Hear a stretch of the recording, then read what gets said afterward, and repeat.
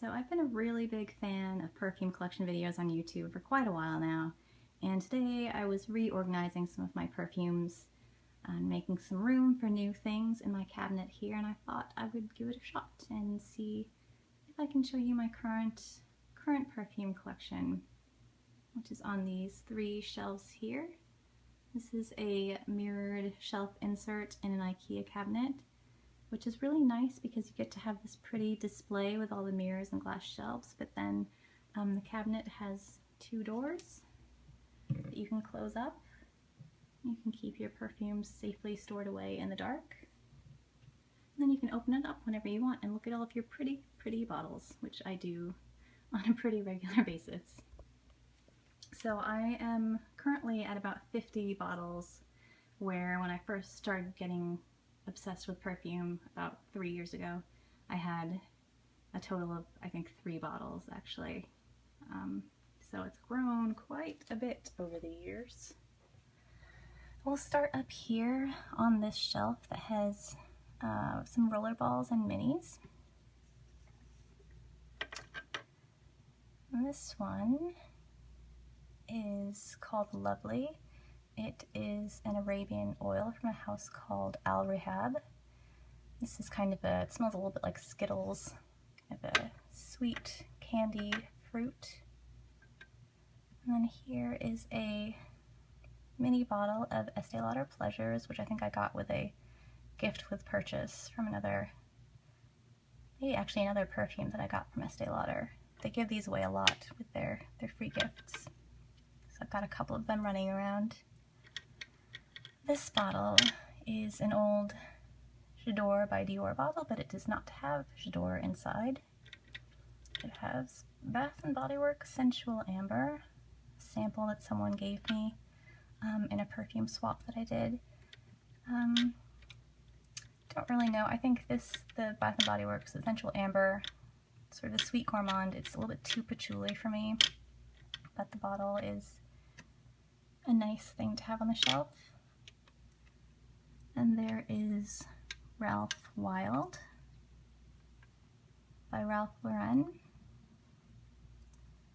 This is an aquatic, kind of sporty, not too sweet aquatic perfume. I think I said aquatic twice. Has strawberry and watermelon. It's not spectacular, but it is there on the shelf. And then this is another sample, deluxe sample that I got with Sephora points of Dolce & Gabbana's Light Blue. And these mini bottles I think are a really nice way to kind of get to try out a perfume, either if you get them with points from a store, or you can buy them like on eBay for usually like $5 to $10. So it's great if you're not able to sample a perfume at the store near you and you want to try it out. And you get these cute little bottles that are miniature versions of the real thing. So they're nice to have on display and a good way to try things out for not too much money. This one is by Moschino. It is called Glamour. It comes in this cute little heart bottle. This is sort of it's a salty, sweet orange scent. It's quite similar to a Moir by Cacharel, if you know that one. And I think some people say it's like kind of like Circus Fantasy by Britney Spears, but I'm not familiar with that, so I can't say for certain. This is Krystal Noir by Versace. A lot of people say that this is a coconutty perfume, but I, to my sadness, do not get much coconut out of it. For me, this is a very peppery, kind of gingery, spicy gardenia scent. I have not made up my mind about how I feel about this one. And next, we have this by Kenzo. It's Jungle d'Elephant. This really cute little bottle with the elephant here. It's a very, very, very spicy perfume. It's got cinnamon and cardamom, ginger, probably cloves and nutmeg, basically all the spices. When I first tried it, I did not like it at all. It reminded me of like walking into a Pier 1 Imports, you know, with all the potpourri and the scented pillows and candles and papasan chairs and things, and it's not really what I was looking to smell like. But I tried it again recently, and once it settles down a little bit and warms on the skin, it becomes this kind of like creamy, milky chai tea scent, which is actually pretty good. So I'm gonna have to give that one another try, possibly in colder weather too. It could be quite good. And that's the thing with perfumes. I find that my opinions on them change quite dramatically given, you know, the season or your mood or what the weather's like. So it's always kind of worth giving things another try, even if you don't like them initially, because you never know, it could end up being something that you really like. These are two by Jessica Simpson. This is Fancy and then Fancy Love. I got these also as a gift and a swap. I like this bottle a little bit better, this white opaque bottle, compared to this one. But Fancy Love is, I don't really care for it that much. It is kind of a peach, champagne-y, warm vanilla scent. I find it a little bit thick for my taste. It's very much like Burberry Woman, it's that one that's sort of like an oval bottle. Or also Elizabeth Arden Fifth Avenue Style, if you know either of those. This one I actually do like quite a lot. I think it's a really well done, sweet, vanilla, gourmand kind of scent.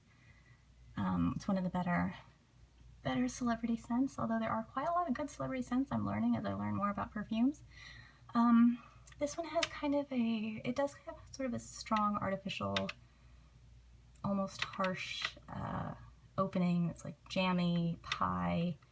That can be kind of a turn-off, but if you let it die down for about 20 minutes or so, the base of this is a really nice caramel, so it is worth waiting for it to settle down a little bit.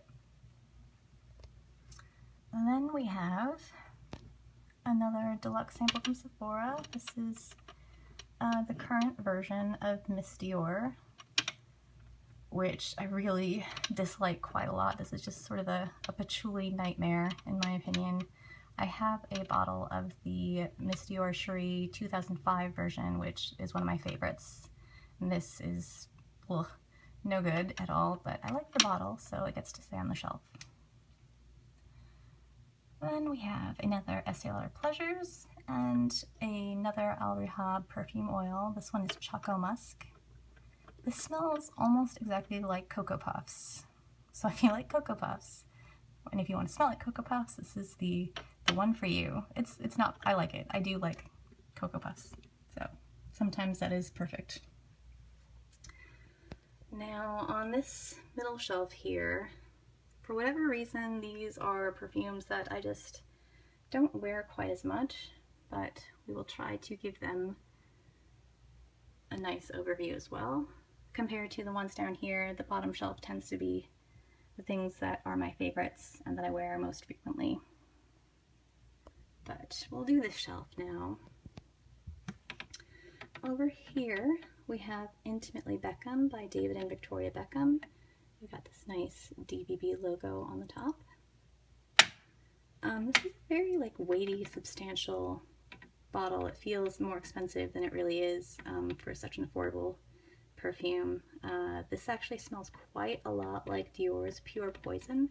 So if you're looking for an affordable version of that, this is a really good option. It has kind of that dryer sheet scent that some of these white florals have sometimes. It's kind of like a fuzzy, warm, orange blossom laundry scent. But it's pretty good.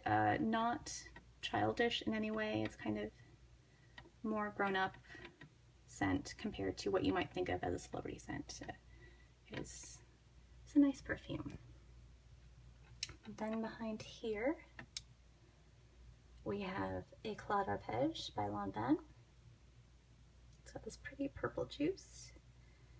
And this is one of the first perfumes that I bought when I just had 3. I think I just picked it up at Marshall's. It ended up being one that I liked, luckily. This is similar to light blue. It is sort of a crisp, fruity floral. This one I would say is more floral, less woody than light blue. It's very nice, crisp, airy kind of thing. It's got peach blossom and lemon leaf. It's very nice. I tend not to wear this very much anymore, but I did make some pretty good headway into this bottle in the years that I had it, so it is there if I ever want to return. And then next to it, this is Violet Eyes by Elizabeth Taylor, which actually has a lot of similarities to this. They both smell, they have a similar scent. So this is kind of similar to light blue and the Eclat Arpège, which is not something that I expected. This is the first vintage celebrity scent that I ever tried, and it was completely not what I thought it was going to be. It's like a softer version of something like the Eclat Arpège. It's still kind of airy and kind of slightly crisp. This is less crisp, I would say, than the others. It's sort of softer and more powdery. It's got violet in it, and I think actual peach instead of peach blossom, so a bit warmer in that sense, but interesting to try. Way in the back here is this bottle of Vera Wang, just called Vera Wang. This is actually the first perfume that I bought when I just had 3, and this I think I picked up in a duty-free shop in the airport at some point without really knowing anything. I was just like, oh, this smells nice. It's just sort of like a basic light floral, appropriate for like a bridal scent. It's got some rose. It's, you know, it's light and not too anything, but it's very pleasant. I have not worn that in quite a while, and I think actually that bottle has gone off. I did not know how to store my perfumes, and so it smells a little bit like alcohol when you first spray it now, but I'm hanging on to that bottle for reasons unknown, I guess. In the front here we have El de Lolita Lempica by Lolita Lempica. This bottle you would think is, from the bottle you would think it's sort of like a beachy, aquatic scent, but it's actually very, very much the opposite. It's like a very kind of Christmassy, cold weather, spicy, gourmand scent. It's like very intensely spicy and sweet. It's got lots of cinnamon and orange peel, and it smells like very edible, like some kind of Christmas cake or something. It's actually a little bit too intense for me. It sounds good on paper, but I think I just can't quite handle it in real life. But perhaps another time we'll keep trying it. The bottle is very pretty. And then back here we have 2 more Britney Spears, or 2 Britney Spears. I don't think I've gotten to the other ones yet. Spoiler. This one is Midnight Fantasy, and this is the original Fantasy. This one is the one that smells sort of like blueberries. It's more just fruity, whereas this is like a fruity gourmand. This one kind of reminds me of like raspberry blueberry jello, which is nice sometimes for just like hanging around the house. Sometimes you just want to smell fruity. And this one is it's actually the older version, which has the green crystals in the neck there that I think they stopped doing because the crystals were falling out, and also because, like, hey, let's be cheaper about this anyway. So I bought this on eBay because I was looking for an earlier version, since the earlier version had a stronger white chocolate note, which is what I liked about this. It's, for those who don't know Fantasy, it starts off with like a kiwi, lychee, very sour fruit at the top, and then it has white chocolate and kind of cupcakey notes in the base. You have to be quite careful with this because it can very easily become very sweet, very cloying. I'm sure we've all walked by someone wearing way too much of this kind of perfume, and it just becomes very unpleasant really easily. So when used lightly, it's nice, but be judicious with your sprays of something like Fantasy. It's quite potent. This is Balenciaga Paris, which is the first perfume that I bought when I started really getting into perfumes in an informed way.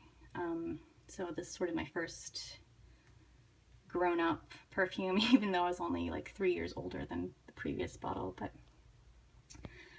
this is a very ladylike kind of prim scent. It is got violet and violet leaf. Some people think it smells a little bit like marijuana. There is a kind of a greenness to it. Yeah, it's kind of powdery, it's kind of green. I used to love it quite a lot, but I think my tastes have changed since I first started collecting, and I really don't reach for it much anymore. I don't think it's bad, but it's just not something that I ever want. And I feel kind of bad about that because I do have a sentimental attachment to this, and the bottle is really beautiful. I love this crackle top and then this band that sort of makes me think of like Melmac or 1930s plastic, like radio knobs and things like that. So it's really beautiful, and I'm just hanging on to it in hopes that I will, again, rekindle my love for Balenciaga Paris. Okay, let's see. Up here, rolling around in this cabinet, we have this large bottle of Baby Doll by Yves Saint Laurent. When I bought this, I was expecting something quite like sweet and candy-ish based on the things that I'd heard and the kind of packaging of it. But it's actually, I don't find it sweet at all. It's a very, it's got grapefruit and rose, and it's kind of a very crisp, kind of thin rose, which to me is a good thing because a lot of rose perfumes I find a little bit too heavy. So this is like sort of watery, crisp, light, kind of casual rose and grapefruit scent. The bottle I love. I love this gold top, even though it does roll around and you have to be a little bit careful or it's going to knock everything over. But it's nice.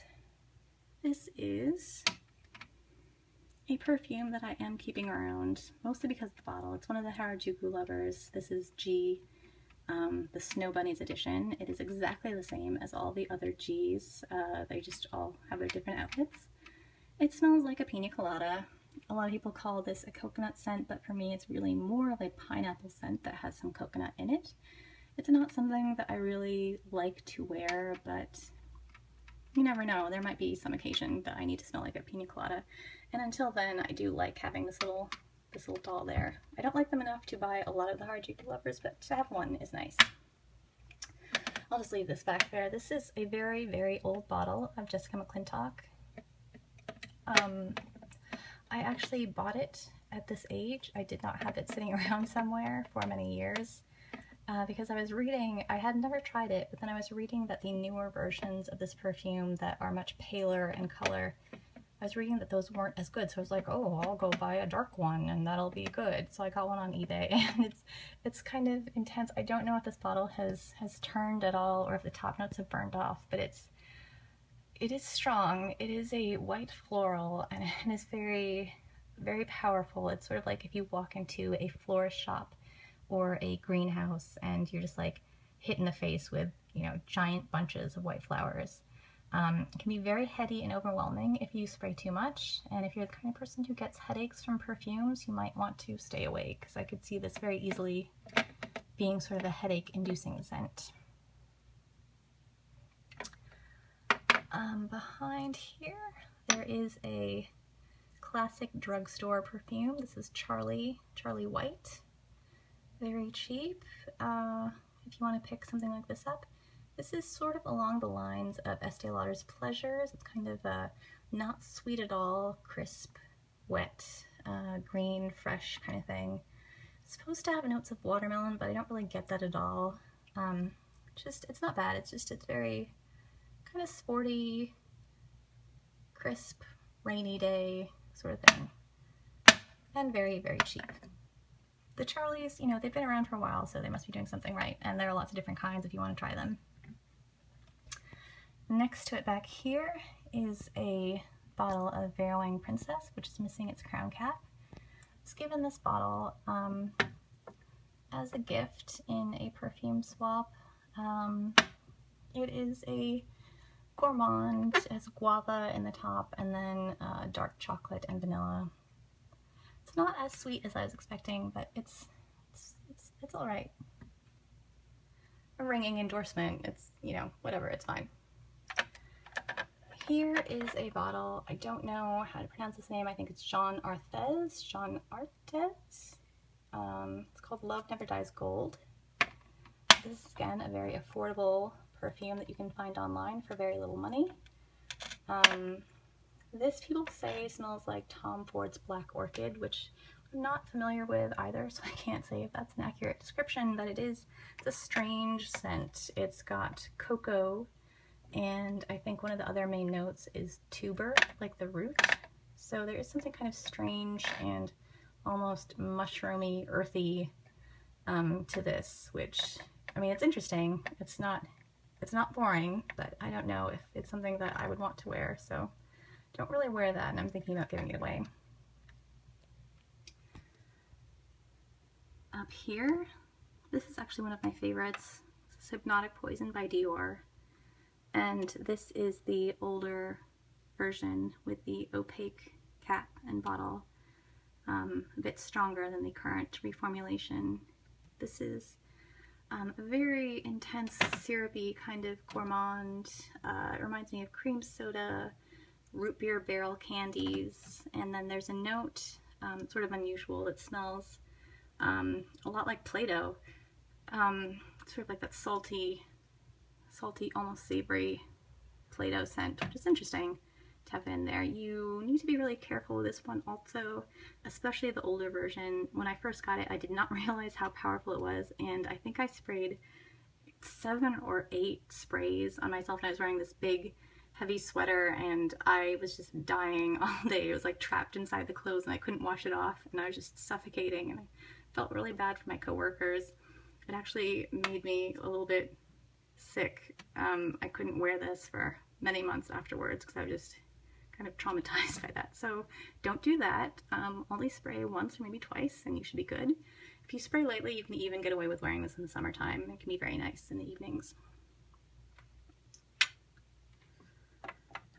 Here is Bonbons Milkshake by Malizia, which I got, I think, at a Bulgarian website in the children's perfume section.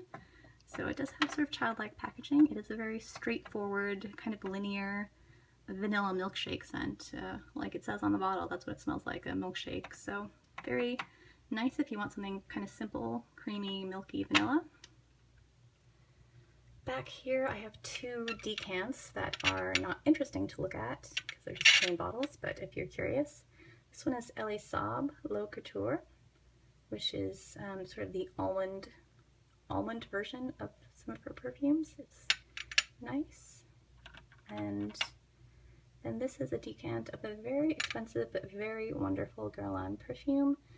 I think the full name is Elixir Charnel Gourmand Coquin.